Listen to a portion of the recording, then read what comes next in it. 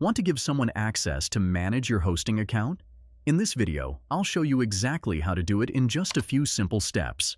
Don't forget to like this video, subscribe to my channel, and share it with others. Open your browser and go to hostinger.com. Once logged in, click on your profile icon in the top right corner and select Account Sharing. Here, you will see two tabs, Request Access and Grant Access. Click on Grant Access and then click the Grant Access button again to open a form.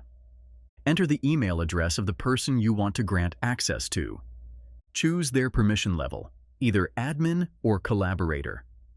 Next, select the appropriate option under Managed Services from the drop-down menu. Once everything is filled in, click Grant Access. The person will receive an email with an invitation. They just need to open their inbox, find the email, and click the Accept Invitation button. That's it. This is how you grant access to your hosting account for management. If this video helped, make sure to like, subscribe, and share.